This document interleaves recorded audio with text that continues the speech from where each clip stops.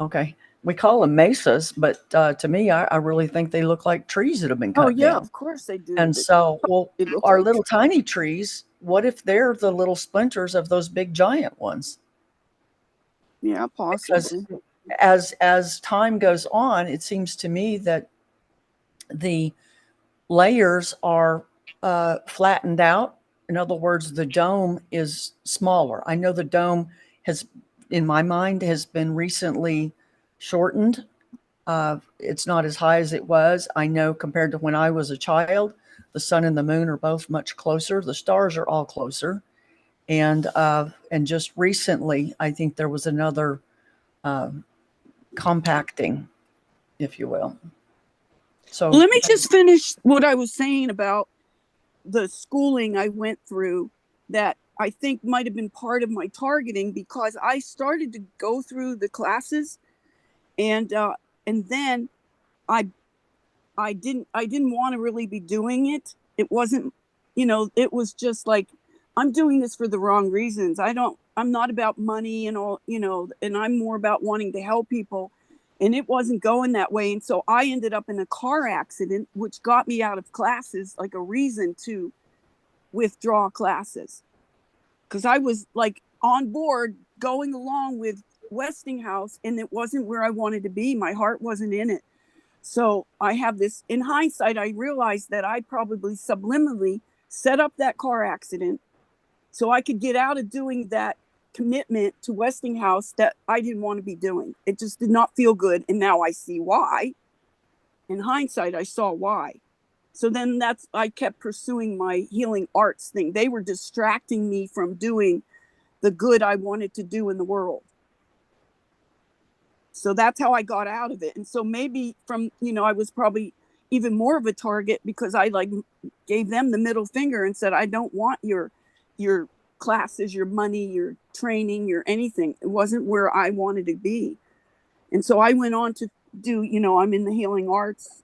I'm a massage therapist. I got a teacher's degree in cosmetology. And then I was more on my way to what, was good for me and what I wanted to do to help the world. And now I can't even do it. Nobody wants to be healed. I just gave a massage to a friend yesterday who's been helping me with this RV. And then I told him that there's a leak in there. I hear it leaking, but I can't find it. And he says, well, I don't see it. I don't know. And then I finally found it this morning after it rained again because it just is like nonstop raining here in Washington. So, okay, that's just what I wanted to finish that off and say that I did not stay with Westinghouse, even though they were paying me my expenses and everything, my schooling. And most people would jump on that, but I just knew not to go forward with that. And I'm glad I didn't. So, but they're making it so I can tell they are trying to get me to off myself. I could just tell.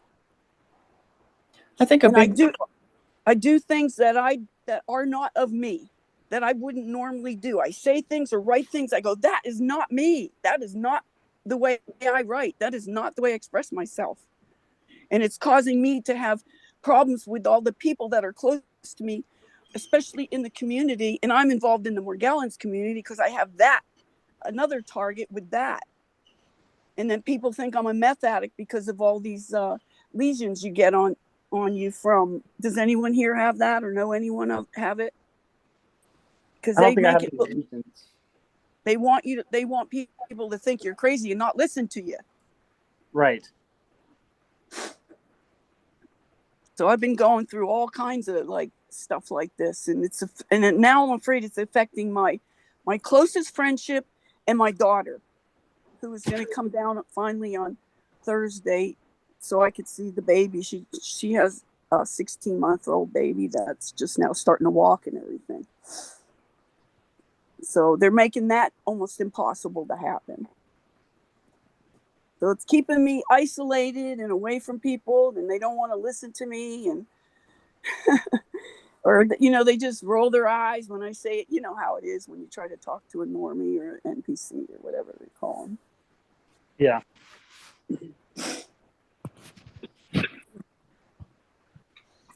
So sorry to interrupt you, Carrie. I just wanted to finish that story out and be done. So you kind of know where some of my targeting comes from. I think Because you're they know spot I on. have a lot to say, and people don't want to listen to me because I'm a boomer. I ain't a typical boomer, I'll tell you that.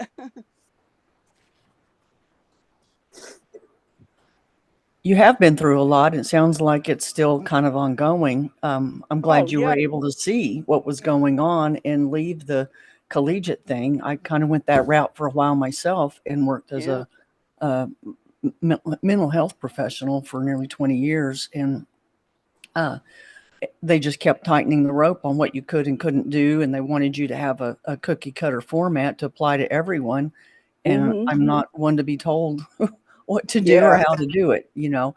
So I definitely understand that part. I think one of the things that Brandon and I have kind of been talking about, and I don't know if we've done it on any of the recordings, is about our awareness of all these things going on and then being able to pick out the salient patterns that are going through uh, those years of events. Because for me, I noticed several patterns of my own attraction or being drawn to other people, and then always the same results of getting screwed in the end and winding up with nothing. And I think that my awareness of my own self in what it is in me that made me feel like I needed that kind of a human around me in the first place. I had to deal with my own inner, you know, they call it shadow work. They've got cute little names for everything. I don't know what it's called. It's just, you know, shit hit the fan and and I had to scrape it all off and you know, clean it out again. And I think that part of it has to do, you know, with the awakening. There's one thing to just awakening, but there's another thing altogether with maintaining our level of awareness of when there's an assault coming in toward us and then being able to stand in our own power, raise the middle finger sword and tell it to get the heck away. And so I use my swords pretty regular and not as often as I would like to, but you know, I think that that's one of the things that for me has really benefited a lot is I'm trying to get to the place where I refuse to come under the constant BS in my ear, in my head, you know, of, oh, you're no good, you're no this, you'll never this, and you'll blah, blah, blah. Oh, no, that's, I cut that off. I rid myself of any contractual connection to those things, any obligation, any contracts, whether I know about it or I don't know about it, I declare them all null and void, and I push back, and I stand in my own me-ness, my own I-ness, I don't know what else to call it, um, my own isness of what I is. And so uh, for me, the is the bottom line. You can't, that is what truth truly is. It's not all the bull crap that you know, the truthers, this and that. I think all the truthing stuff is rabbit holes, and it's part of this spiraling downward Yeah. deep into the hellhole, and people get trapped there. And I'm all about, well, when you're walking along and you see the rabbit hole, you know what it is, stay the heck away from it. Walk around it, you know, flip it Yeah. a Well, sword. I remember back to being 2 years old, and already at that point and before that, I was being sexually molested by my stepfather, who I was told was my biological father, which I knew was not. And my mom finally admitted it before she died, and she told me the name of my real father. So I've had that person. I even changed my name to disconnect from that person. My whole name, my first name, my last name, and everything, to disconnect from that evil connection I had with that person. And there were 4 other family members messing with me, and I think my one sister too, but I never got to really talk to her about it. So and then as a teenager I was raped, and then again when I was 33, I got raped again by the man I was living in that was supplying me the drugs that I got away from him. I went into a treatment center. He kept coming to the treatment center and bringing drugs in, trying to keep me hooked on it because he knew he was losing me.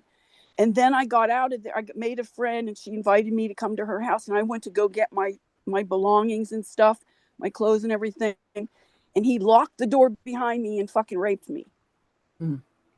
And all this kind of not is just crazy to just, I don't know. Are other people experiencing these things and just not talking about it? And they think they're the only ones. I'm trying to encourage people to realize that they're not alone in this. There's a lot of people going through these things that they think they're the only ones it's happening to and are probably not speaking about it because of the shame that's involved with it. You're probably right. I think that's probably very much more pervasive throughout the culture than what it is. Yeah, Than and they're maybe too embarrassed to talk about it probably. Yeah. But if Well, they only knew how other people are going through this thing and keeping silent about it. That's why I think we all need to come together to help flip this script or whatever. I think that's right. I think I'm not a big proponent of mass numbers of us all together in one place. I think that's No. a ruse. I think that's dangerous because it Yeah, makes and I don't think you know, get rid of we us. don't need everybody. We just need a small few of us who are onto things and can actually maybe do something about it. Because the masses are not going to They won't. really add much to it. They don't understand. They have no understanding because that's part of their programming. And so when we wake up and we realize that this is a cloak I need to throw off, or, you know, the dark hooded figure, take the dadgum cloak off of it, find out that these are demons and demonic entities that are assigned to us either down family lines or because of activities that we've been involved in, and addictions are one of the top ones. If you want a bunch of demons harassing you, that's one of the best ways to do it, is to utilize a variety of different substances. Yeah, and it's not, and you know what the main one is that people are addicted to, besides street drugs that are obvious, the food system. Everybody is an addict. If they eat at all, you're an addict. I am on such a strict diet and I still have to cheat because it's so limited. I'm down to like a half a dozen foods. I don't really, I'm lucky that this stupid market, I call it, they carry raw milk here at the store I go to, which is a blessing for me because that's like my main calories are coming from dairy, raw dairy. I do raw cheese and raw milk, and I do cream and butter. I'm like on a fat, based diet. But there's hardly any food to eat that's not fucked with in some way.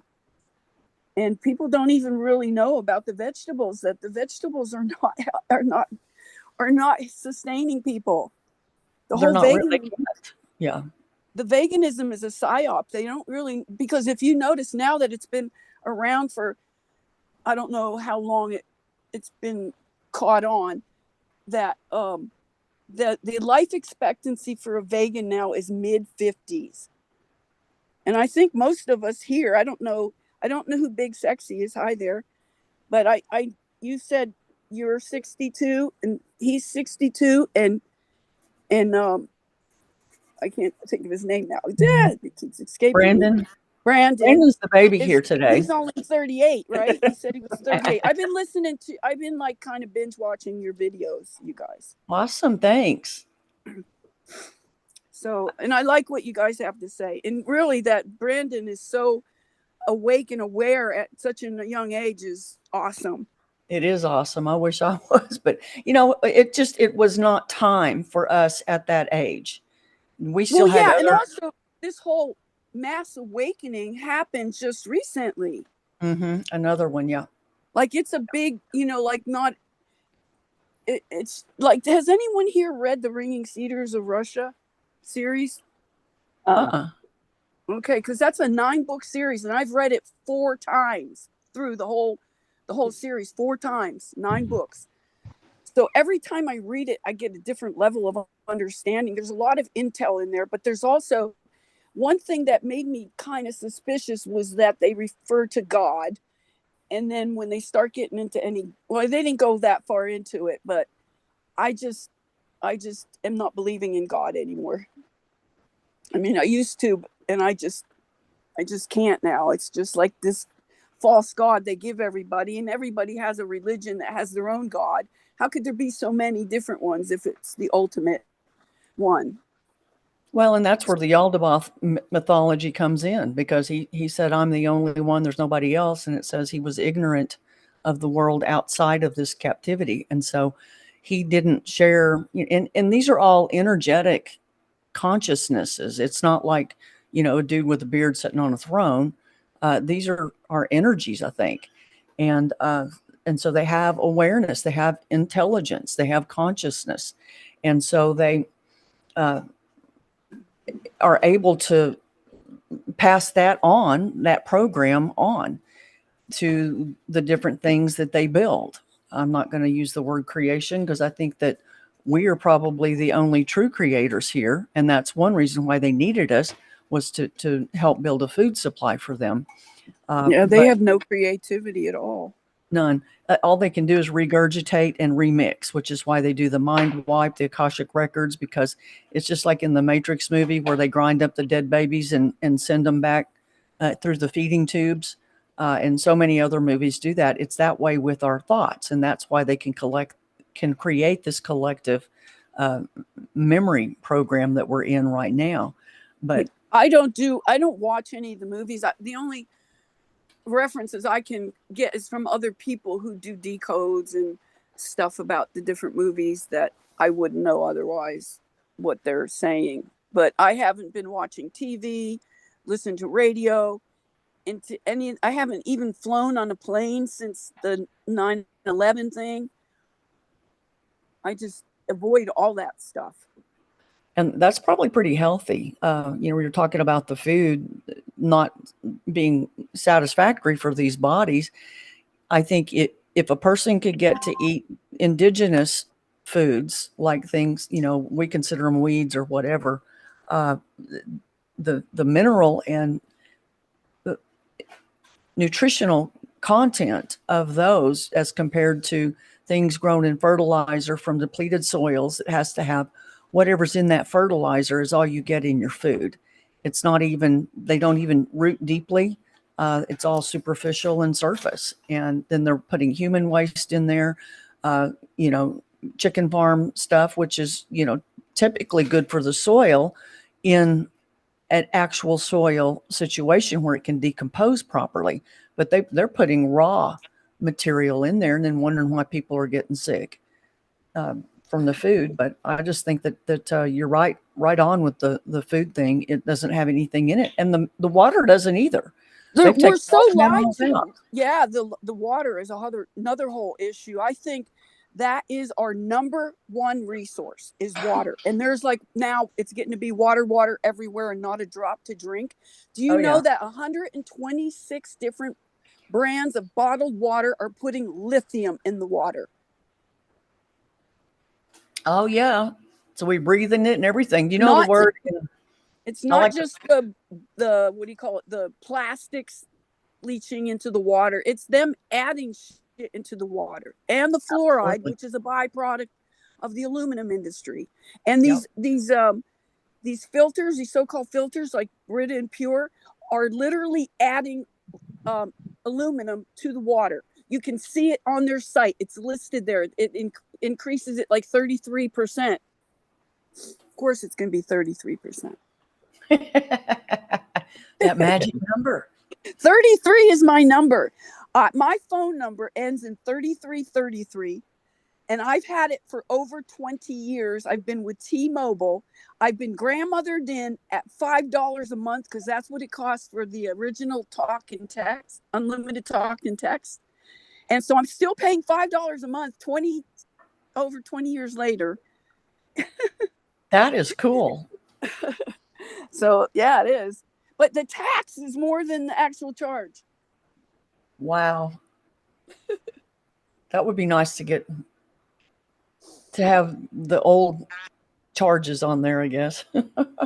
Yeah, I came like I said, I was born in the 50s and I'm 51.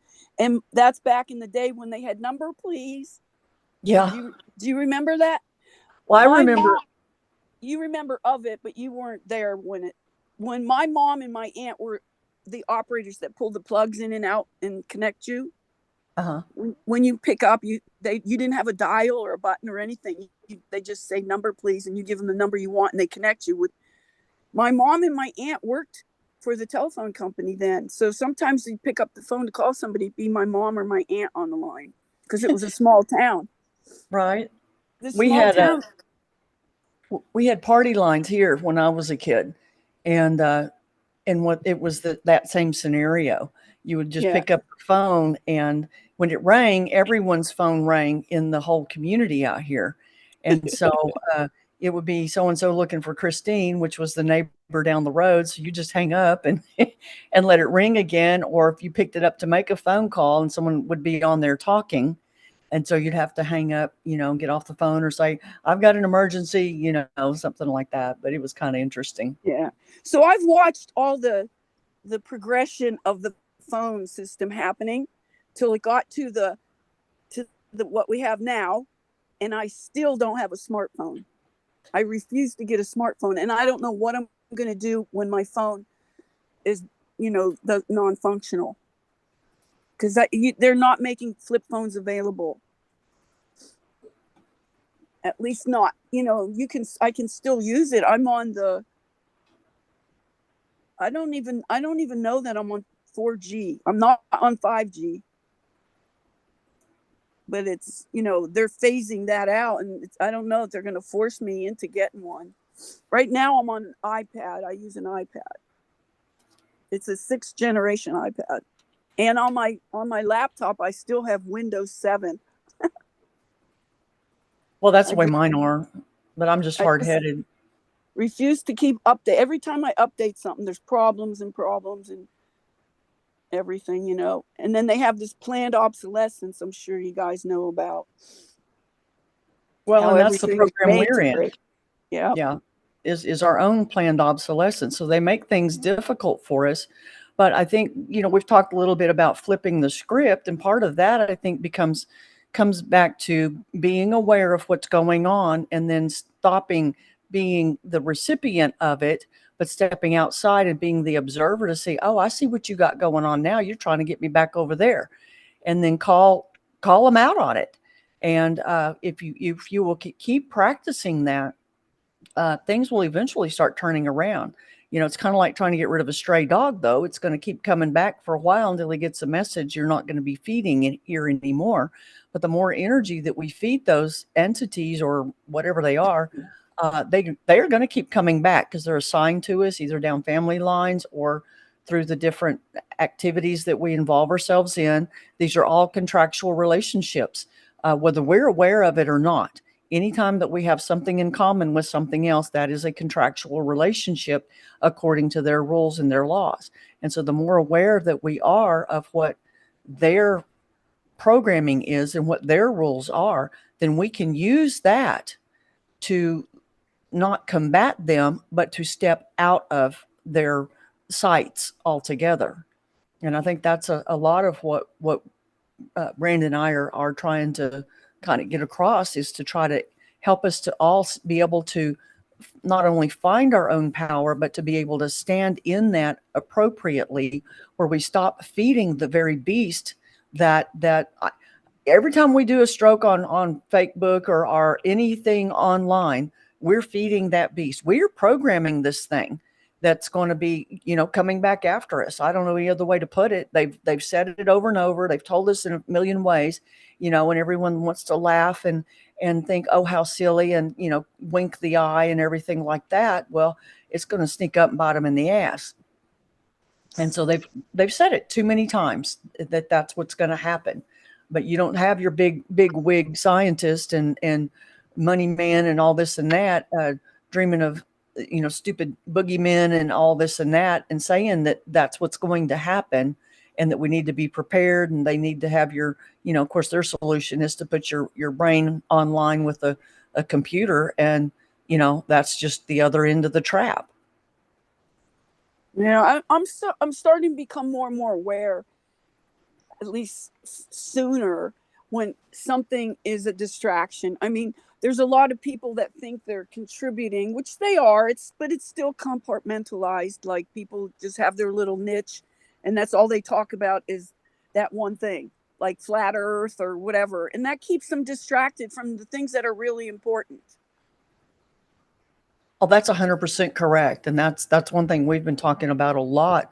I don't know that we've got it as many times on here, on the little video things, but is that, again, going around the rabbit hole when we see it, instead of tripping up over it and falling down and tumbling and going down this loop and, oh, this leads here and this leads there. And, oh, that's interesting. Oh, I like that.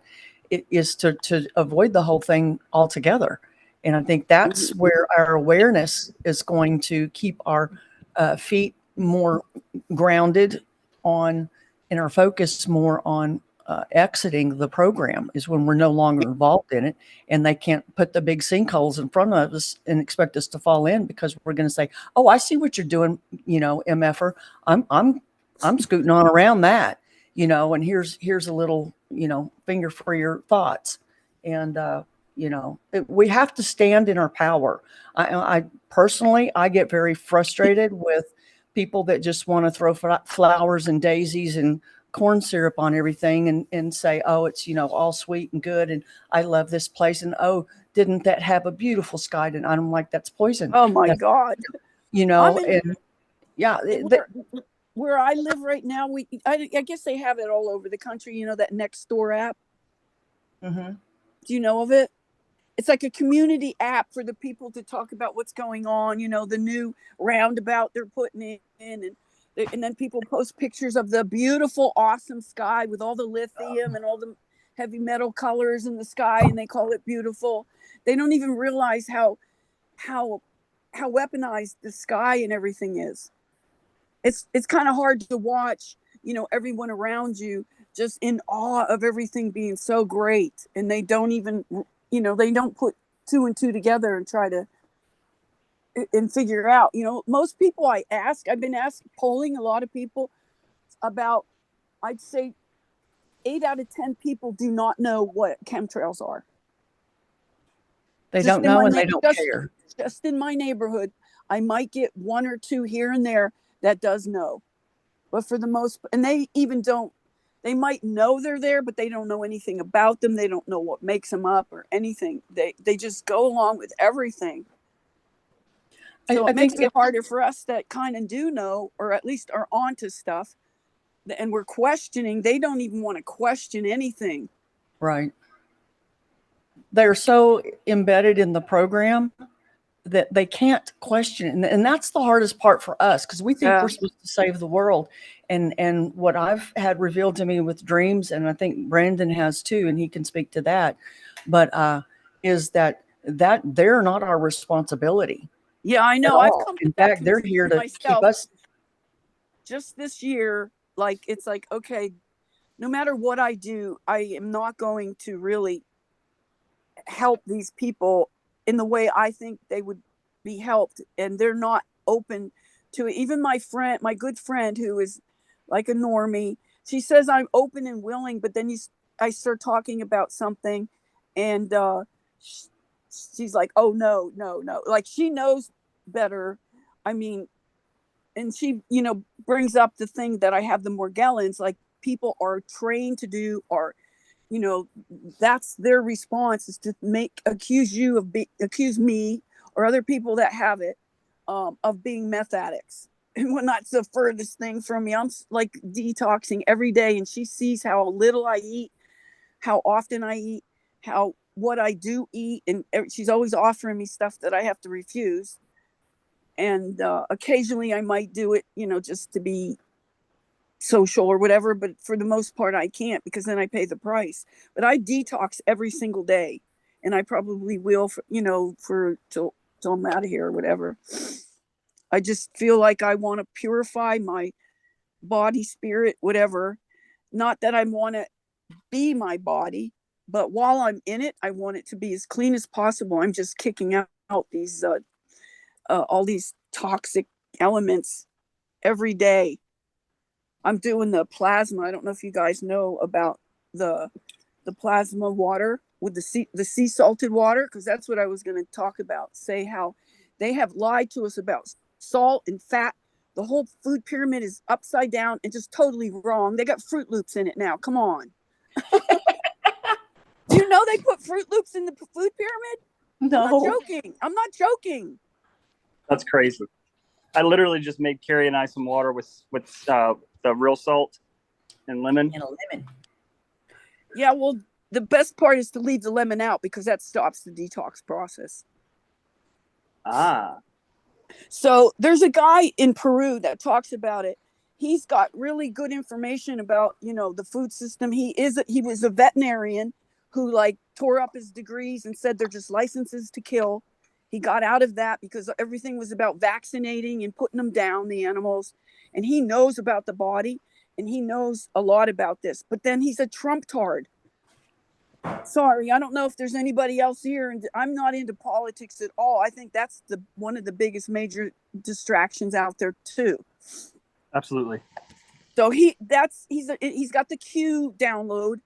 So, but all the other stuff he talks about as far as food and diet and all that kind of stuff, he just himself went through a detox for cacao, for chocolate, caffeine addiction, I guess. And he is so sick from trying to detox from that. And this guy is like super healthy, but you could see how it affected him just by stopping that one thing he still hung on to all these years. And it took its toll on his body. He started his joints started hurting, and then in his muscles and everything were tightened up until it got to the point where he could hear his bones cracking, and he knew he was dehydrated. So they want you to be afraid of salt and make you think it dehydrates you when it's the very thing that hydrates you and gives you all the minerals you need. You don't need to be buying a bunch of supplements. It's a waste of money. We have everything we need. Water, if you could get it from the ocean, seawater is the best, and then dilute it to whatever salinity you can handle. But I'm going to put up a video pretty soon on my channel about the plasma and how to make it, and you should pretty much go by your weight. How much you weigh is how many ounces a day you should have of water with sea salt in it. And I'm going to make up the formula how much sea salt, like it's how much to like a gallon of, because I'm about at a gallon. I drink over a gallon of water a day with the sea salt in it. And that's what's detoxing me. My skin is so nice and soft and dewy, and it's like a baby's. Like it's getting so cleaned out. And people think that this nonsense they're doing with this intermittent fasting. Like my friend was just telling me, I have a friend that's doing what you're doing. She is not doing what I'm doing. She eats anything she wants and then fasts for like 14 hours and then eats anything she wants again, even though it's toxic garbage. That's not fasting. That's fooling yourself. That's, you're lying to yourself if you think that's fasting. And a lot of people go this intermittent fasting, they go all day without eating and then gorge at night right before they go to bed. And then you're trying to sleep while you're trying to digest food that's undigestible, which our vegetables are undigestible food. And people are not aware of it. You can see why people don't want to hear about it, because they think they've made people believe that vegetables are the way to go, that they're the healthiest thing to eat, when they are not. They are hard. We cannot, it's indigestible cellulose that does not break down. Let's see what that's at. That's why my grandson. If we're supposed to eat vegetables, they'd taste better. Why do we have to put butter? Why do kids never want to eat them? They know. Yeah, they know. Like, what's this shit? It's crap. Yeah, really, exactly. Oh goodness. What are you trying to do to me? Kill me here? Yeah. But really, everything's inverted, right? So why would, if they're saying it's good, it's not going to be good. Right. Mm-hmm. So, and now the thing that I can't do is really hard is eating raw meat. I don't do pork at all because I believe that pigs are a hybrid of wild boar and man, and they're pushing this cannibalistic diet thing right now. They're pushing it really hard. So if you notice, if you go into, the stupid market and read the labels, you're going to see on 8 out of 10 products, it's going to have natural flavor in it. And they want you to think because it's natural, it's good. Well, babies and people and insects and animals and whatever are all natural. Yep. And they're all in it. In that whole, what HEK 9, I forget the number, not 247 or whatever it is. That's what that is. They're using human embryos and all kind of stuff that they're putting in there. So they're getting people addicted to human flesh. Well, it's because we're in the Cain and Abel system, cannibalistic system. That's what that whole thing the Bible's about. I mean, I'm just one that I'm not going to throw my Bible out because I glean lots of truths about this system in it. And I think there's pieces of truth, the original pattern from beyond this containment, that they have to tell us the method. They have to tell us what's going on, and we have to be able to wake up enough to where we can read between the lines and put the broken pieces together. So I liked your comment earlier about the whole God thing, because I mean, Jeff and I came out of a different, very Christian. I was born into a Catholic family, and I just rejected it right off. I didn't go to church. We had to go to, my parents don't go to church, but they send us to church every Sunday. So we would just go to the church, pick up the bulletin, and then go play, and then go back home and show the bulletin like we went to church. Well, we went to church, but we didn't stay in the church. So I never went for that. And then by the time I was in 8th grade, I went to Catholic school until 8th grade. And then I begged my mom, please let me go to public school, please. And she let me do it. And then everybody in my family after me, because I was the oldest, all went to public school. Nobody went back to Catholic school anymore. I led the way out of that. Those nuns were friggin' mean. I've heard. Oh my God, that's true, those stories. And who knows what the priests are doing to the altar boys. Come on. 100%. I don't know if you've ever been an altar boy, but any of you guys, but maybe I'm trying to find someone that could tell the truth about that.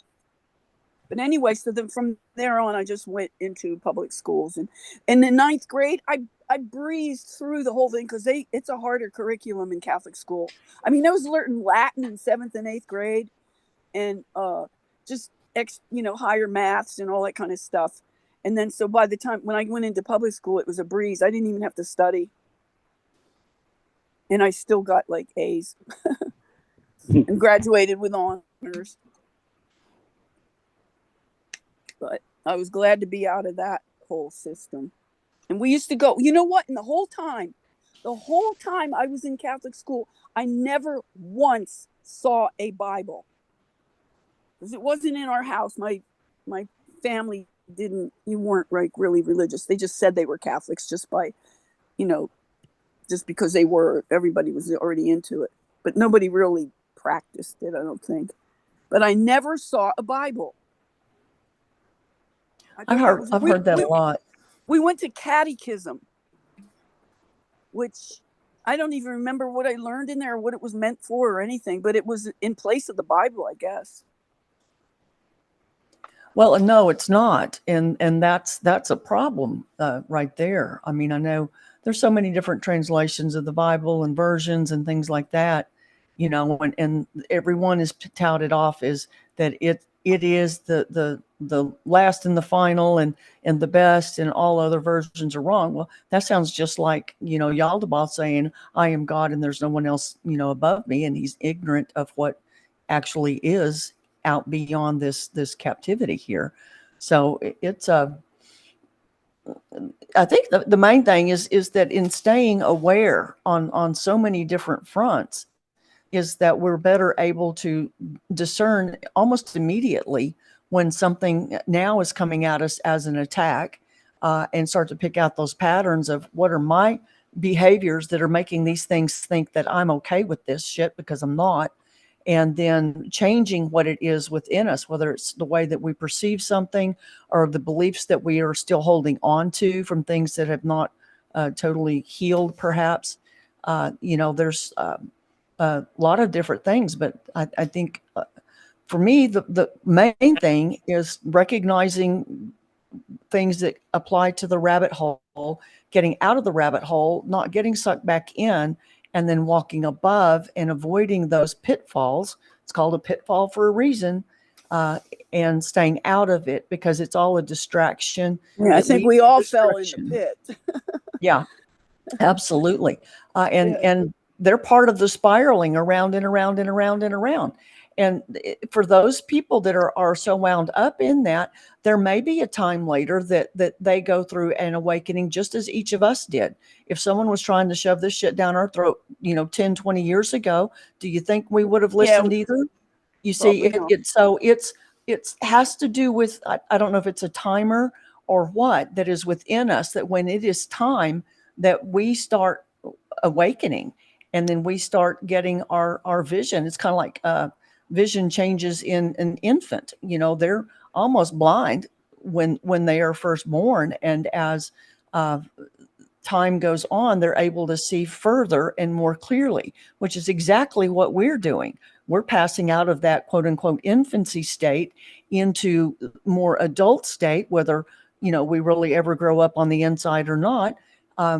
But we're in that adult state of being able to see further and see more clearly than the short-sighted program and faulty patterns mixed with this dark matter in this world of death. We live in a freaking cemetery, and we're the only things that are really alive here as far as I'm concerned. Mm-hmm. And even most of the people we deal with, they cannot see what we see. They're not made to see. They're not. Well, their consciousness intended. isn't at the level to be able to. It's all about the consciousness and the manipulation of it, and how much of it they can get away with for people not resisting or not even aware to be resisting. But that's also, they talk about the awakening in the series, the Ringing Cedars series. Mm-hmm. They talk about that, and they don't talk about like what you're saying right now, but they do talk about the awakening. And this was written in 30 years ago, in 1994, the series started. And they do talk about the awakening, and it's mostly referring to the Vedic traditions and the rites and stuff like that they talk about in there. They don't talk specifically like what's happening right now, but she does talk about future events and the awakening of the people all around the world. Well, it is, and that's something that's even in the Bible talks about, is that it's, of course, the God has to take his credit for it, but it says that I will pour out my spirit upon all flesh. Well, I don't know about that, but to me that says that there is an awakening coming, and it's already here, where your young men will dream dreams and your old men will see prophecies or whatever the heck it is. And so that's part of there. So if they wake up, then the others have to wake up. It's the lifting of the veil that separates us from our true nature, which is our true higher nature, and not the one they tell us that it is, the 5D construct, nirvana or heaven, or whatever one wants to call it. That's all part of the program.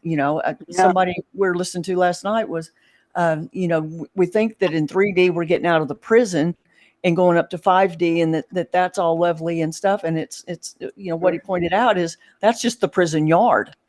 Yep. And so, I'm a proponent that this entire scenario is captivity, and where my target is on escaping this entire shenanigan altogether. And I can find scriptures in the Bible all throughout it that actually lays it out there pretty plainly if you remove the religious connotations from it and just look at it, and rightly divide the truth and the error. And there's a ton of error in there, but it also has bits of truth, just like in everything that we get in this world. They have to reveal the method. They have to reveal what's really going on. Whether they make a joke of it's irrelevant. because Yeah. when their judgment comes, and somebody wants to stand, when you have your little life review and all that bullshittery, that they'll say, oh, well, you need to do a better job. Don't you want to go back, and you can try again. And, oh, don't you want to make the world a better place? And, oh, your family really needs you. Why, your children, you've left them. And it's like, nope, sorry. I'm not going back. They'll get a. Have you they'll- had the near-death experience?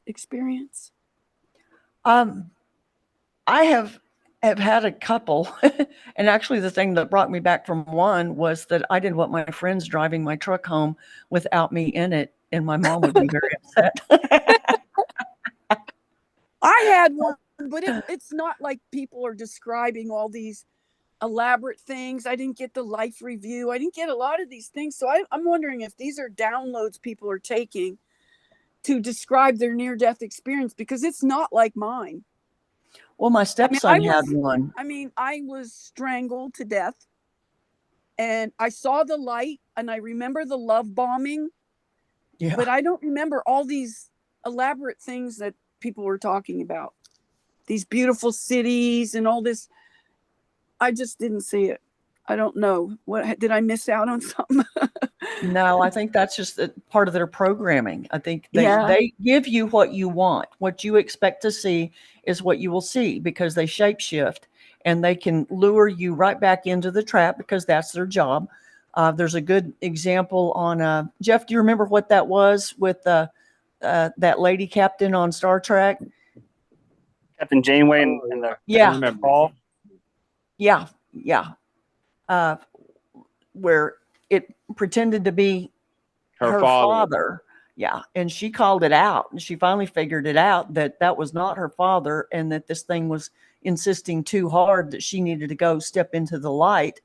And so that's when she started to go, back into her body and come back to life here.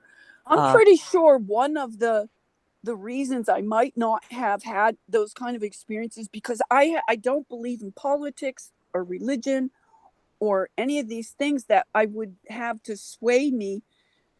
And I didn't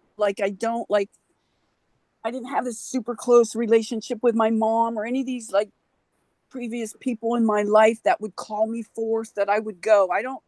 Because I've rejected all that kind of stuff. There was nothing there to pull me, but how did I end up back here? Can I add something real quick? So when I was in Nashville, and I've told IC about this, and I don't even know if you want to call it an NDE, like the traditional NDEs where they're in a car crash or got shot or something. But mine was in a car ride, and it was with my previous best friend. And we were leaving a concert, and we were heading, he was going probably 70 miles an hour towards this cliff face, like a rock wall. And I said, what are you doing? You need to slow down. You need to slow down, being cautious. And he said, aren't you ready to go? I said, what are you talking about? He's like, I thought you were ready to leave. I'm like, what? No, slow down. And this goes back to what I was telling Jeff earlier about the whole Lord and the whole dissolving of the material around me. And I was like, no. What about my wife and my kid? And this is before my wife had the stroke. What about my son? And he was like, or the entity was like, you don't need to worry. They're in good hands. And so I'm assuming that's like a near-death experience for me, whereas my intention was to make sure that the ones I cared about most would be taken care of. It then tricked me into staying here. And during that sequence, I remember my ultimate fear, I guess you'll call it, is the idea of being alone, like being the only one. Like God dealing with the devil, and that's it. That's all you got. That's all you have after this is all you had before it. And so that's what I was shown, right? The world dissolved. Everything went to black. I had this entity calling himself the Lord beside of me, and it was just us two. And he was saying we could just drive for however long. You can hang out here however long you want. And so I think that's an NDE for me, but also I think it's like and Anne-Marie talks about this too quite a bit, like a timeline checkpoint. And I'm going to tell you a quick story on a video I saw on YouTube. I just got to find it so I can present it better. But it was about a guy going into a bar, and he was wanting to be the world's leading psychologist or something, neurologist. That was it, neurology. And he meets an old man at the bar, and the old man's talking to him, and they're just kind of swapping drinks and hanging out. And he was asking, towards the end of the conversation, the old man said to the young man, "Hey, do you want to participate in my simulation?" And he's like, "What do you mean?" He's like, "Well, you could control this and you can control that, and it'll all be simulated and laid out, but you won't remember that it's laid out already, that it's being simulated." And the young man was like, "Nah, I'm good." And then shortly after that, the young man wants to leave, and they were still kind of talking about that because it got obviously awkward. The old man said, "Well, what about the simulation you're already in?" Well, the young man then turns around, comes back, sits at the bar, and he's like, what do you mean the simulation I'm already in?"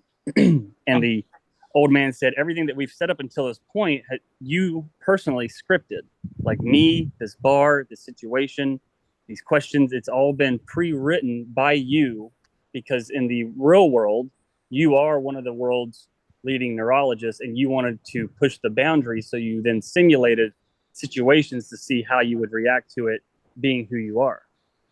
And then, of course, the credits come on and kind of cuts to black. But back to what Anne-Marie says is we are on these timelines, these scripts that they have us, and there are checkpoints where we are able to exit. And it kind of tests our love for this place, our hope for this place, or the love we have for others in helping them, that keeps us here. So I just wanted to add that. That's my 2 cents experience with what I know as an NDE personally. Well, most everything I'm doing right now of late in the last few years has been cutting loose of everything. Like I'm getting rid of all my belongings, Oh, yeah. right now I'm going through, it's just painful going through. I might even start crying, sorry. No, you're But good, Kat. all my daughter's like paintings, all her little cards saying how much she loved me and all that kind of stuff. And that's going to be my hardest thing to break loose, is my daughter and now my grandson.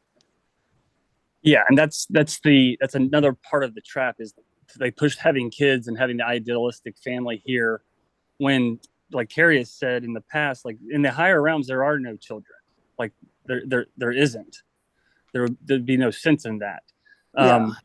And I have 3 kids, and I love all of them. I mean, you know how it is with parents and their own children. It's just it's an ineffable feeling that you have. It's indescribable. And I think that's part of my hook too, because I've told Carrie many times, like, the only thing I've ever wanted is to have a nice wife and a nice family, and I can take care of them.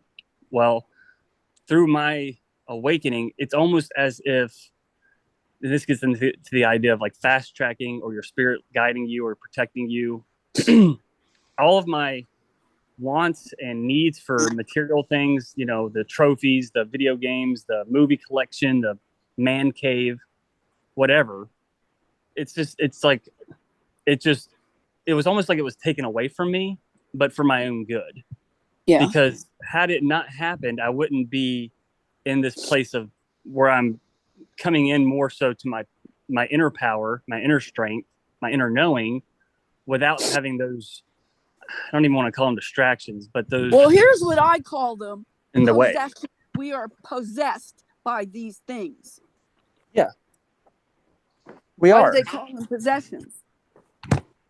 Exactly. But when it comes to people and your children, that's a little bit different. And it's still an attachment. So, and I'm trying to be aware of any, like, they're capable of bringing 2 people together to have a relationship that are not meant to be with each other, like a narcissist and an empath. That's happening so much. There's no other way to describe unconditional love, but then to let the one that you love be. And if they don't want to walk that path with you at that time, we have to let that go. We have to let that ride.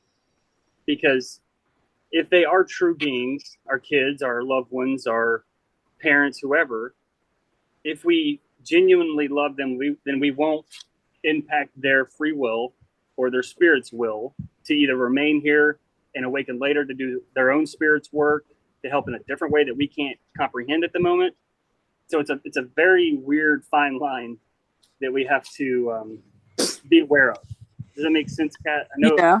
I know not- there's a lot of people that think now, like, and I understand not wanting to bring any more children into this evil hell realm and stuff. But if you've already had children, before Yeah, you knew better, it's not nice to guilt trip them. I had somebody do that to me, and I left their channel because of it. Because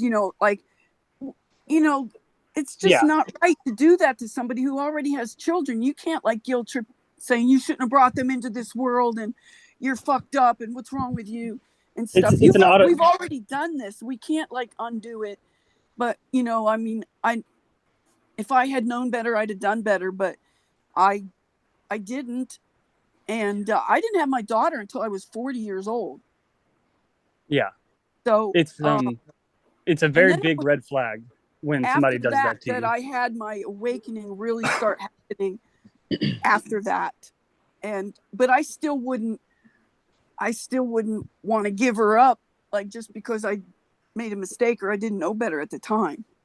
Mm-hmm. But we've got to allow ourselves to, and forgive ourselves or whatever we need to do, cut ourselves off from our own emotion tied to decisions that we made when we were a different person. I am not the same Carrie today that I was when I was 40 or 42 or 25 or 18. Mm-hmm. Each one of those phases is dead and gone. Where I'm wrong is when I try to cling to those things and think and bring them into my present. Each one of those versions of me is dead. It's gone. There's no sense of me going around the cemetery another time and, oh, this monument I made to being molested. Oh, this monument I made to this. Oh, that monument to that. And get out of the freaking graveyard and declare that I'm not going back. And these things all serve as anchors, and they tie us into this realm. And these jokers know this. And the program that we've been stuck with has been that we must cling to these things. And I am a huge proponent of cut the suckers off. It doesn't mean you have to be ugly to them or anything like that. It means I love them enough to leave them where they are. And if they're satisfied in their own blindness, I think that's great. I think it's wonderful. But I am cutting off because I will not join you in that darkness anymore. Yeah, that's the tough one, is relationships and stuff. I mean, I know, we're probably all down to hardly any friends because of the way we think, and we just have a different consciousness than most, and it's hard to relate to people, and it's hard for them to relate to us, even people that we really love and like and want to be around. I don't know. This relationship I'm thinking of is just kind of a new one. This a woman and her well, they're not married, but they've been together for a long time. So they've become really good friends of mine. And it's getting really difficult just because I'm just talking normally. Like if I talk to them like I'm talking to you guys, they start rolling their eyes and then they start want to fight. And it's like, oh shit, I got to shut up. I just am a natural talker, and I'm a teacher. I do have a teacher's license. So I'm just a natural teacher. And then they don't want to hear it. Yeah, you're absolutely right. So my friend just a couple days ago asked me what's the name of my channel, and I've known her since for 6 months or something now, and she's just now asking me what my channel is. Wow. Well, I don't know if she went and looked at anything or what, but I did tell her. I asked her because she was talking about my condition. If you're so healthy and you're this and that, she doesn't realize the targeting, what they can do to us. It's awful what they can do. They know everything about us. They know more about us than we know about ourselves. Yeah. And how do you But they're fight? scared of what we're capable of. Yeah. You fight it by being aware that it's going on and that it's happening, and finding in yourself. Watch these things. And then what I did, and this has been pretty recently, was start to go back and look at my own feeling of lack or deficiencies in myself that caused me to think I needed these different people or things or whatever in my life. And healing that, it goes along with what they call the dark night of the soul or whatever, the inner healing, but not getting stuck there. It's being able to be in our own skin and be comfortable in these houses that we are temporarily in, which I mean the body, and Yeah. to take care of it. That while as long as I'm in here, sucker, you're not coming in my house. This is my house, and casting out those things. And these are things I do pretty regularly, where others will do more body cleanses and things which are extremely important as well. That we have to also remember that our body is split in many directions, but mainly that the lower half, the generator that goes on in our intestines, that tell the testimonies about the positive and negatives, and they're constantly churning and pushing things around. That is our energy center that pushes energy up, that feeds the rest of this body, that houses our mind, and then up into our spirit and things of that nature. So it takes the two-party thing, and we have to decide who is going to run this show. Is my spirit going to be the leader? And if so, other spirits, you can get the heck out of here. This is my house, and you can get out. And we have to be firm about it. We can't be willy-nilly or Oh yeah, I talk about out it. loud. I talk out loud and say, "You're not welcome here. Get the fuck out of here." I am not complying. I'm not consenting. I'm not giving any kind of permission to take anything from me. I say it out loud, and I stand really tall and firm and like plant my feet when I'm saying it. Like I'm Yeah. all my energy and is going towards, you're out of here. Don't bother me. I'm not giving you permission. And I say I revoke any contracts I've made in the past unknowingly, that I agreed to anything, that I was tricked. I said none of that is binding. None of that is true, and I'm not allowing you to play your games with me. Right. But they keep coming into our thoughts. Oh, but they and we still do. embrace Yeah, those of course. thoughts. That Yeah. probably makes me want to do it even more. Well, it does for a while, until we stand firm in our own power and we keep pushing those things out.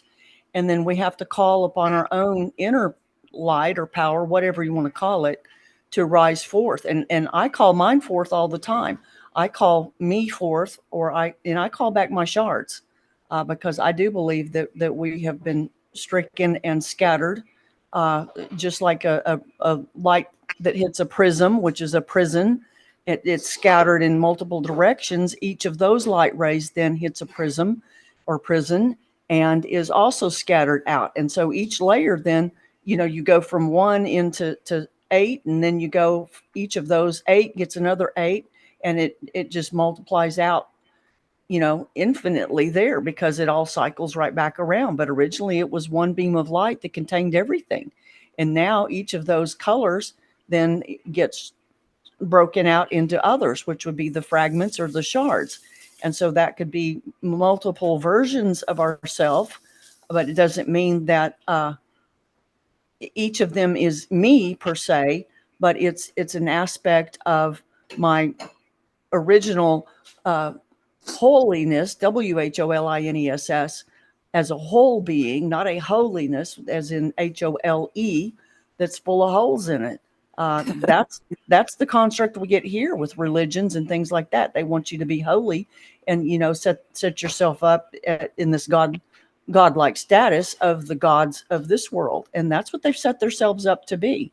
And so I'm kind of like you. I don't really like to use that word anymore, but I understand the gods and the dogs are the same thing, and then the pigs are the ones that are beneath them, and they push against each other to keep this generator going. Yeah, it's amazing how they can pull this off, what they do.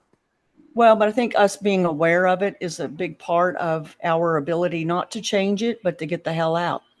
We get out of here, as far as I'm concerned. And I will leave all this. I don't care. I love my family and all this, but I'm not going to be, trying to live detached. In other words, not to where I don't care about people, but that I'm not going to impose my line of thinking on them because the pushback is incredible. They don't want to know because they're comfortable, and that's part of the ruse here. And so I have to be willing to allow myself to understand where they are and allow that. Love allows. It doesn't try to consume or take in, or love. True love has no need. It always gives. It's always sending out. That's why we get sucked up Yep. by narcissists, because we're givers. That's our nature. Yep. And these idiots know it. And they set us up with these situations that us in our naivety. This sister is not naive anymore. I had huge awakening with my ex. And Who is the they? Are they visible? Or are No. they entities we can't see? yeah, we can't see them, Jeff, because the human. I say for they, the THEY, it's the hierarchy enslaving you. Yeah. That's what I mean when I say they. I just encapsulate it into the they word, so you know what I'm talking about. And sometimes I might capitalize it so it stands out, so they know that I'm talking about them. That's the right. Hierarchy enslaving Mhm. mankind. It's still them. It's still them enslaving us somehow. Well, I think there are entities that we're blind as a species. We see less than 5% of the color spectrum. I know. And so we could be, even right now in front of us, we could be surrounded by armies of entities or, energetic beings. They have consciousness. We're silly to think that, and always try to break everything down to, oh, that's not real. Don't personify that thing there. Well, I'm telling you, these things are consciousness themselves, and their energy forms. Just because they're not forms like we are, we're down here in hell. And so we have dense mass, heavy bodies. They still have higher energetic bodies. Be it positively or negatively oriented is irrelevant. It's that they vibrate at a faster rate than what we do. Einstein came up with E equals mc squared. Energy equals. That's been debunked. Well, but let me make my point, and then I'm interested in that. But if mass or matter travels at the speed of light, it becomes energy. So my point is that as mass moves faster, it becomes invisible to us who are blind. We only see 5%, guys. That means there's 95% of energetic entities or beings, consciousnesses that are influencing everything going on in this world. And it manifests in this world through the people connected to them, if that makes sense. Like you can see it in politics all day long. You may as well just plant a big old invisible demon on their back that's moving their mouth and giving them, puppet show. I can't believe how the masses, so many believe these politicians are real. It's a joke. I don't even think Joe Biden is alive. I don't think he is either. He's being played by multiple characters. You could tell his walking, his gait, and everything changes different days. Yeah. And it's not.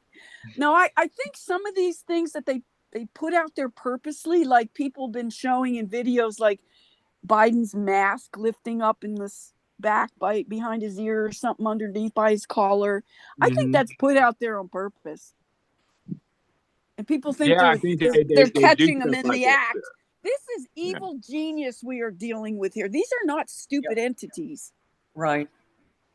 Well, what I can't stand is that there's some entity out there that's influencing my life. I can't see this sucker. You can't box his eyes out, huh?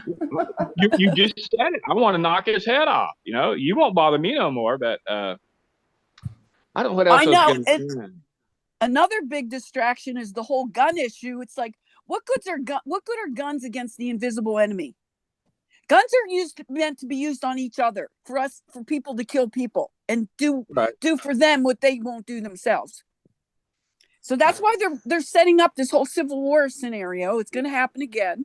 It just won't be directional, north versus south. It's going to be people against people. I mean, they got the whole racism thing going and everything. So they're generating this energy that people are going to turn on each other. They're making it look like they have to fight for the guns when they're going to be used on each other. But we're Because not what good is it understanding. against this invisible enemy? We can't shoot this thing we can't see. Mm-hmm. Just like you can't punch them in the face or cut their head off or something. Mm-hmm. So it's like a real, like this position that we're in, to be aware of a lot of this stuff, but not be able to do anything about it sucks. Well, but they want some to get caught up in the, oh, I'm here to change the world, and love cures everything, and we all need a little more love.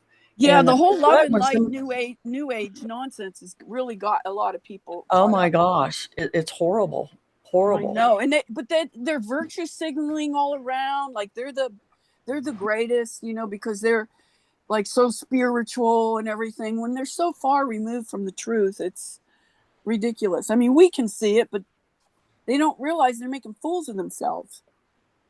But that's their right to do that. We have to allow them to do that. It's not our right to go in there and change it. See, we're responsible only for us and for living the way we think. You know, I was going to say that a lot of us most of our friends, and I speaking for myself, they're online.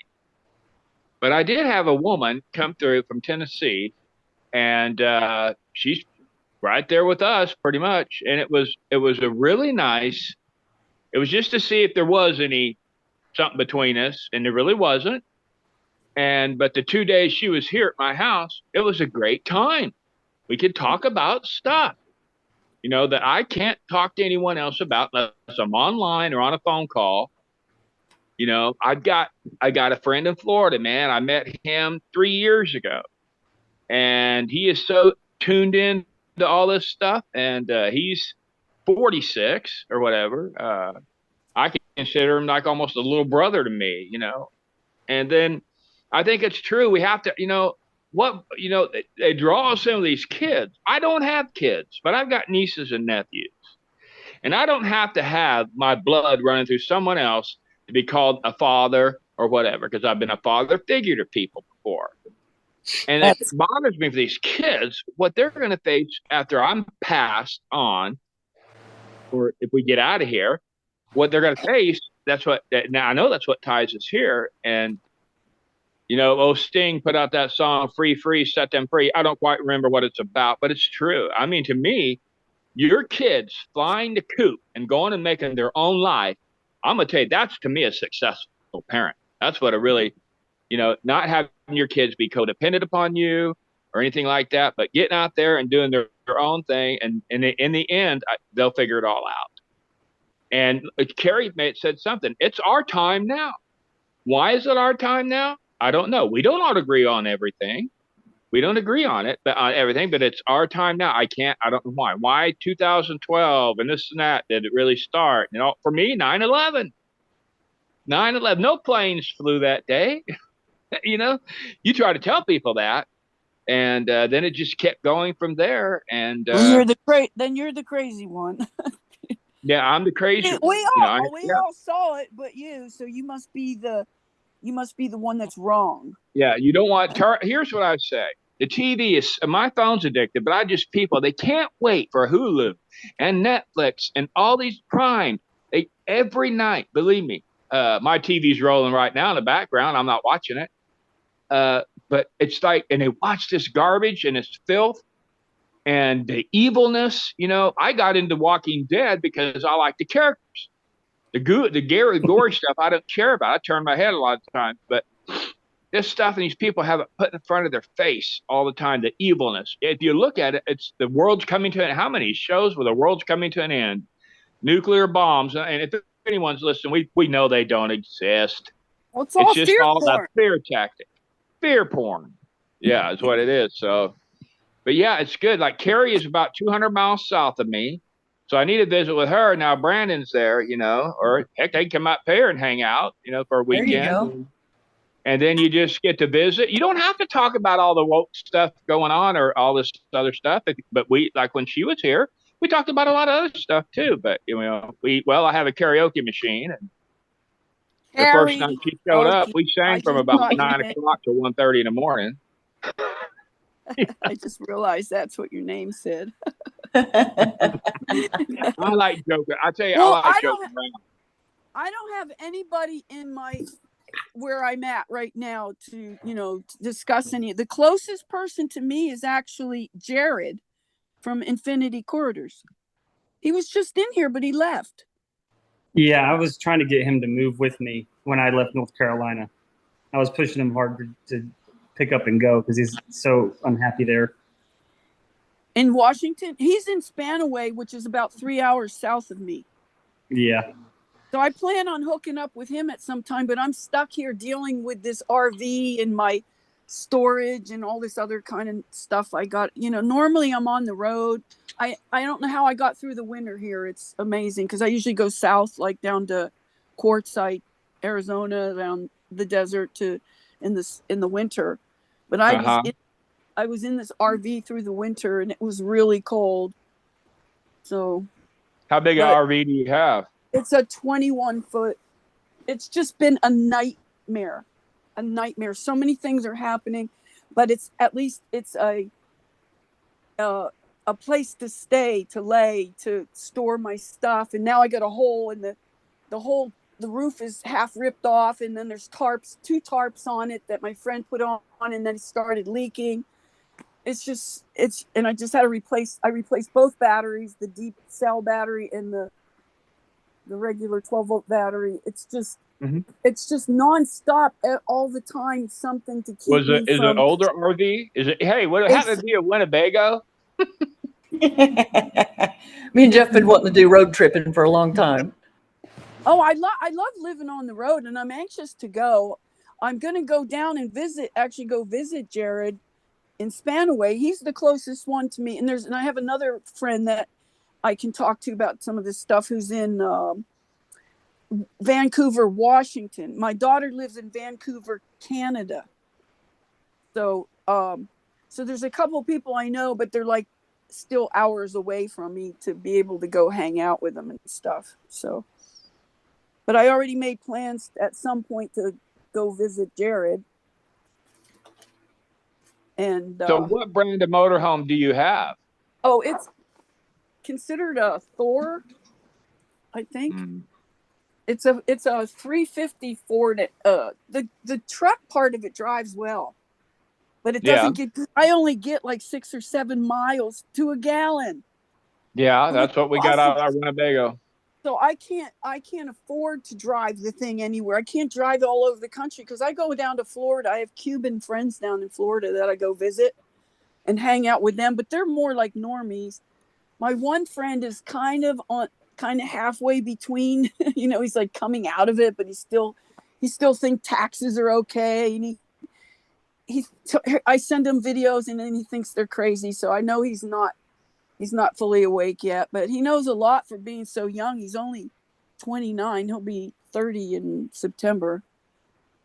He does know some stuff, but he defends the system too much for my taste.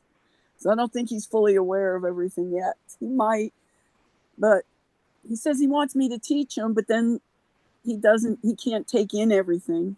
Don't show up. Not quite there yet. Like he wants to, but he still has conscience, and he's still taking meds for HIV. And it's like, man, you got to get off that medication. That's what's taking you down, dude. He doesn't realize that this is all planned and done on purpose.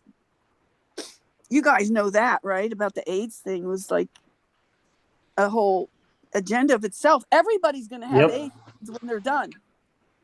If they get their way, everybody's going to have the HIV AIDS so-called virus. There is no virus. People still buying into that, and he still buys into the virus theory.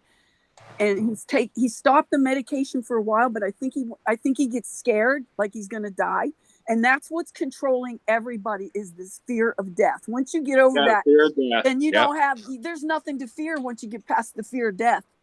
What else is there? It's like there's it's like they're all fear of their fear on the negative side of things, like lower entities, all that stuff. Their fear is consciousness, because once somebody regains consciousness, it's like they have all these traps and all these pitfalls. So they want to keep you, one who is trying to break through, in that lower. They keep throwing up more. Yep, So the goal then is to die awake. Yep. correct. Yeah. And people, when I get into my non-religious stuff and all this, they go, "What happens upon death?" And here's what I tell them: I don't know, and neither do you. It's going to come sometime. It could come tomorrow in a heart attack, or when you're 86 in a rest home. You're going to die, but you don't really know. You can surmise what you think happens and all this, but you don't know. So quit worrying about it. Start doing a little bit of living before the time comes on you. My And I hope that I understanding. have the well. Go ahead. I was going to say, I hope I have the courage to what the Indians used to do. When they had no more value to the tribe, they'd wait for a little snowstorm. They'd go out, lay down in it, and that'd be it. Yeah. But if you look at our senior citizens, that's why I can tell you they don't really believe what they believe, because they're hanging on for no life. Yeah, Really, Yeah, right. in the rest home, there's no life. Just to drag out the torture. Yeah. You had to drag it out. I mean, if you know that Jesus is on the other side waiting and you believe that wholeheartedly, why not, oh, but maybe you can't You would commit think suicide. they would want to go. You'd think they'd want to go in that case. Right. So like I From say, what I'm I- not going to sit and worry. I don't want to die. I don't want to die, but I'm not going to sit and worry about it all the time.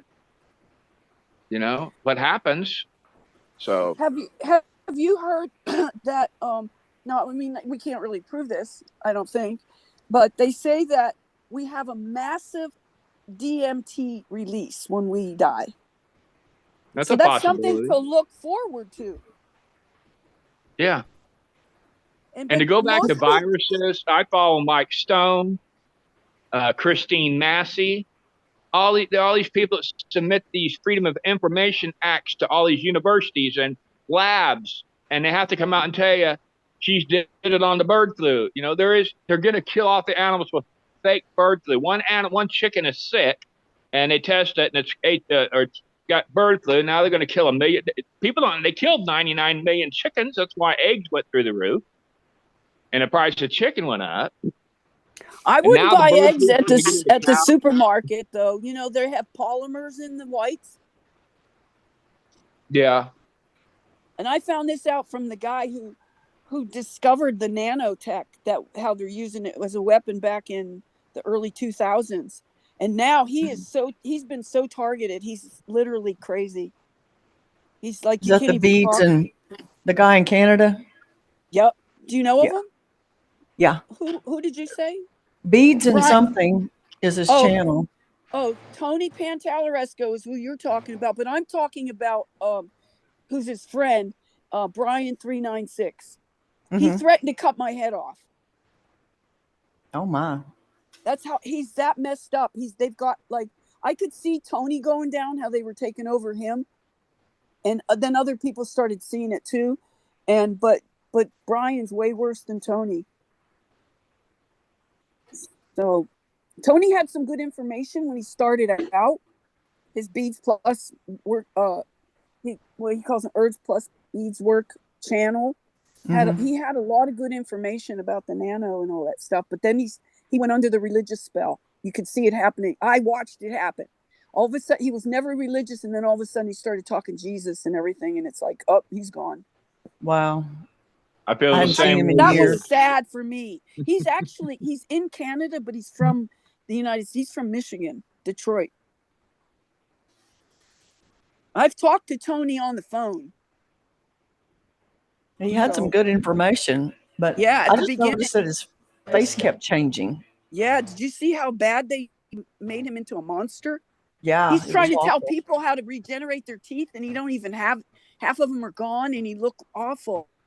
I mean, I'm not talking about him in a bad way, because I just feel bad for him that they took over his consciousness somehow, and he just went down. And then he got off of YouTube, and he's on his Independence podcast or whatever. Mm-hmm. But that was sad to watch that somebody that he has the nano triangles on his face. Yeah. on his cheeks. You could see how it got. You know who else had that? Tesla. Look at Tesla when he got older, how he has the nano triangles on his cheeks. It's so true. So I'm watching these people get taken down that are putting out real information. Now I don't know about some of these other like YouTubers that like what's his name, Davy Crocco, and those people who got taken out, if theirs was related to it or not, but I could see what they did to Tony and Brian. And that other guy that I don't know if you ever listened to Tony's channel when he had on when Giannis took over. His is a Roy Mack channel was putting up Tony's videos for him, and that guy was just like a shyster. He was like, just using Tony, I think, to use as a way to sell his product. He's in Switzerland, but everything, I tried to order some things from him, like and when they went, every time they would go through customs, they would tear it apart and I'd get it broken. So I couldn't do that anymore. But then I found out that he wasn't what we thought he was, sadly, because he didn't detox. He didn't, and he put down things like shungite and like in just certain things that he said that, like, he took a program download that was talking against some of the healing methods. And he didn't eat that well and just too many things. And then it pointed, people started talking about how he was just a marketeer, just getting money from people. Now, granted, he is what do you call it? Electrical engineer, and he knows stuff like along that route, but he didn't know about healing. I just think he was feeding off of Tony's channel, which is I feel bad for Tony. Like, if you go back and see how handsome he was like 10, 15 years ago when he first started his channel, and then look what he turned into. He looks like, what's that monster that's on one of the kids' movies, where he looks like the Hunchback of Notre Dame or something. Oh man, I hadn't seen him for a long time, so I quit watching him because I could just see what they were doing. Yeah, I saw that he wasn't providing; he was taking away more than anything. And then he got the whole Jesus thing took over him, the whole Christian thing. And he always claimed he wasn't religious, and then all of a sudden he's talking about Jesus, and then it's like, well, something happened here, something transpired that took him away from us. Sadly. Hey, to go back to electricity, so Westinghouse supposedly gives us alternating current, and Einstein, which is not a good thing. AC is not a good thing. That does not jive with our bodies. I don't think it even functions the way they say it functions. I really don't. Not. I don't believe that the current comes into our house and leaves the house and goes back out online. That's not possible. Wait, what are you saying? All the current that leaves my house goes out to the pole and goes down in the ground. Now, where it goes from there, I don't know. Do you realize that all these fires are coming from underground electricity, right? The Lahaina, the whole California Paradise fires, these are all electrical fires coming up from the ground. Oh, I don't doubt it. I don't know. I've never heard that until you just now said it, but I wouldn't doubt it. Well, there's people probably that you could go talk. Jeff Schneider talks about how the tree's burning from the inside for the last 6 years. They have. Absolutely. Even out here on my place, they burn from the inside. Yep. You could see it. The outside looks fine. But like at my friend's house, a tree branch just fell off of a big tree, a big maple tree. The whole thing fell down and the whole inside was burnt out like that. And it's electrical because it looks just like, those art pieces they sell that they have the like trees on them that are burnt in there with the you could see the burn mark pattern on them. Like they electrify the wood and it creates like art. Have you ever seen those? I have. Because they sell them at the farmer's market here where I go.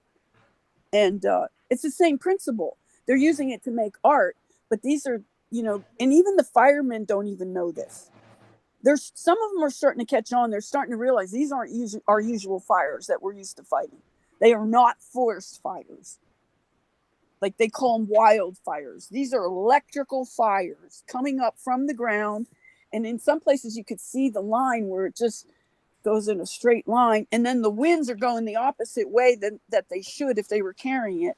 And all these theories and bullshit about the flying embers and all that crap. They want to distract you from the fact that it's coming from electricity under the ground.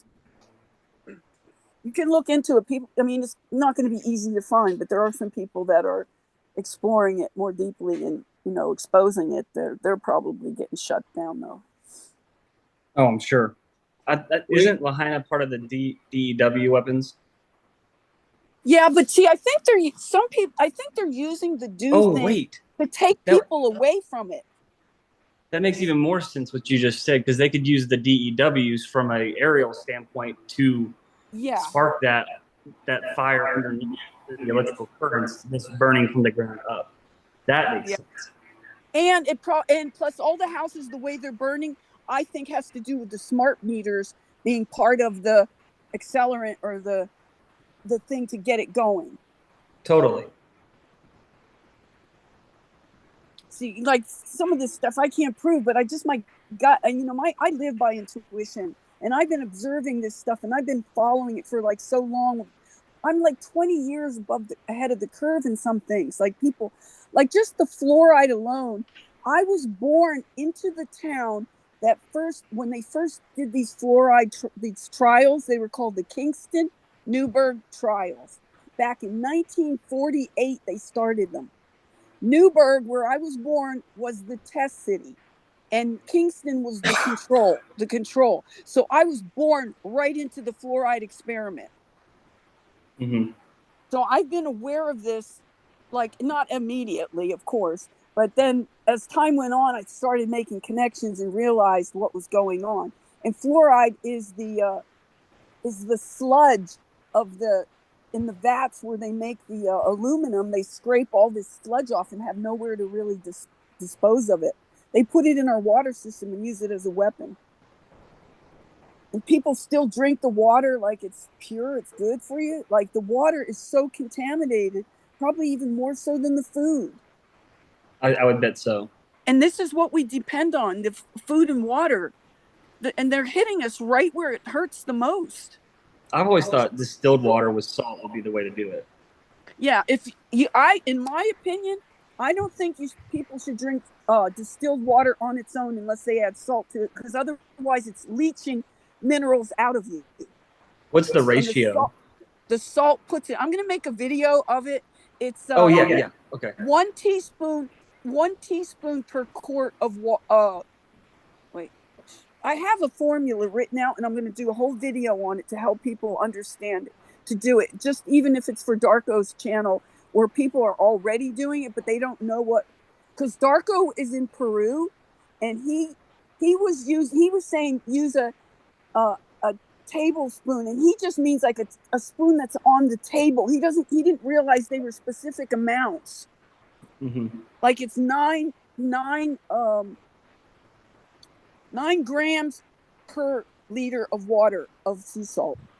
Because if you just use straight, you can put it in distilled water, but don't drink distilled water by itself, or it's going to leach the minerals out of you instead of putting them in you. The salt helps. The salt is all the minerals you need by nature. And they have people thinking they're going to die if they drink seawater. You just dilute the seawater to what you can handle. You know, the salinity is what you can take, and it equals that. So, and then in the morning, you put an extra dose of the salt in your water to bring on diarrhea, and then it cleanses all the toxins from the day before out, and in addition to the toxins you've been carrying around your whole life. So that'll be a great video, Kat. I'm looking forward to that. It takes years to undo the damage we've done, the buildup of all the crap that we've allowed into our bodies, not realizing how bad it was, how they're using food to kill us. Send that to me, or I subscribe to your channel, so hopefully you'll post it there. Yeah, I will, because I'm also trying to help Darko, because he's in Peru and they're under a different system, you know, and he doesn't know. he didn't realize there's a difference between a teaspoon and a tablespoon, and there's exact measurements that I can narrow it down to, that he didn't know how to present it. So he knows that I'm going to be doing this to help him, to help the people listening to him, because they're kind of confused because he doesn't always make things very clear. Sure. So we're trying to work together to, to unconfuse people. No, I love it. I mean, because the salt alone is such a big thing that they've lied to us about, telling us it's going to dehydrate you when it's the very thing that hydrates you at the cellular level. Most people don't know they're dehydrated. No, You know you're hydrated when you feel your skin get super soft and moist and everything. You know you're hydrated. And people that drink alcohol don't realize that that's what a hangover is dehydration. Yeah. No, I totally agree with that. So if that's the one thing people can do for themselves, it's simple and it's the cheapest thing you could do. Salt and water. If that's all they did, they're on a good path to get started, and then eventually things might come to them to do on their own. Oh, there's some. Okay. Oh, I have to go. They're going to make me move, I think. Okay. Well, Carrie had to step out as well, so I think we're going to call this one. Unless you got any closing comments? Okay. I'm just having some really bad cramps right now. Who's having bad cramps? Okay. I was trying to check out that storage unit over there, but I don't know where the entrance for. Okay.